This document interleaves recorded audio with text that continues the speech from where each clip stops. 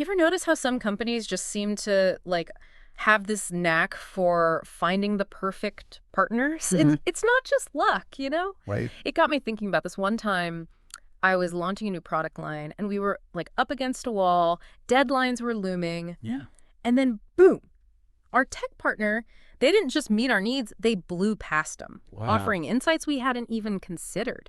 And that's when I knew. I was like, partnerships, when done right, they're not just agreements, they're secret weapons. So you and I are about to take a deep dive into this very topic. We've got this fascinating article by Moises Falcom. He's, kind of a guru in products, governance, leadership. His piece, Your Partners Are More Than Suppliers. Transform contracts into relationships. It really got me thinking. Have you ever actually, stopped and considered the untapped potential just hiding within your business relationships? It's funny you mention that because even when you look at the business model canvas, the BMC, Yeah. one of the core elements is dedicated to partners. Now, it's not just a box to check off, right? That's It's more profound. Absolutely. Mm-hmm. It signifies that these relationships, they're not an afterthought. They're fundamental building blocks of a successful business model. Yeah. And Falcoma's argument, which I think resonates really strongly, is that treating partnerships transactionally is a missed opportunity. Like we're leaving so much potential on the table. Exactly. When you shift from that transactional mindset to a more strategic one, you unlock innovation, access to new markets, increased efficiency, even the ability to navigate market changes with more resilience. Okay, I'm hooked, but I need an example. How does this actually translate into real world success? Okay. Let's imagine a young, ambitious startup Okay. partnering with a cloud computing company. At first glance, it's a straightforward need for storage, right? But what if that cloud computing company becomes a strategic advisor, guiding product innovation, helping the startup adapt to, unexpected market shifts? So it goes from a vendor relationship to a growth partnership. Precisely. Okay. Think about the power dynamics we see with companies like Amazon and Google. They're not just offering services, they're fostering entire startup ecosystems. They've recognized the value of becoming growth catalysts. That's fascinating. It seems counterintuitive, right? Helping potential competitors. On the surface, maybe? Yeah. But it positions these companies as leaders, as innovators, creating a more dynamic and ultimately beneficial marketplace for everyone. It's about playing the long game. Now, Falcon specifically calls out the role of product managers in this. What makes their perspective so important? A good product manager inherently understands that partners aren't isolated entities. They're part of a larger ecosystem. Their role is to constantly scan the horizon and ask, what collaborations would bring the most value, not just to our product, but to our company as a whole? So it's not just about saying yes to every partnership opportunity. It's about being strategic. Precisely.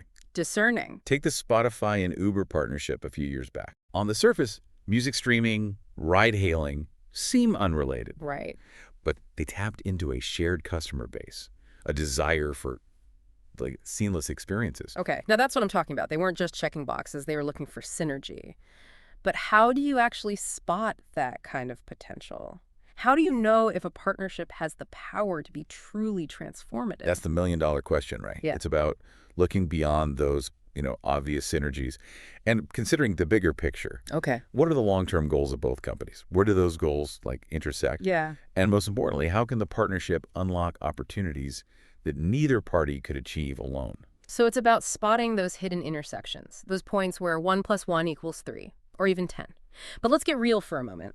This all sounds great in theory, but we all know that even with the best intentions, things can go south. Right. How do you make sure a partnership stays mutually beneficial in the long run, especially in such a fast-paced, ever-changing business environment? Yeah. You've hit on a crucial point. It's not a set it and forget it scenario. Okay. It requires constant nurturing, clear communication Yeah. and a willingness to adapt.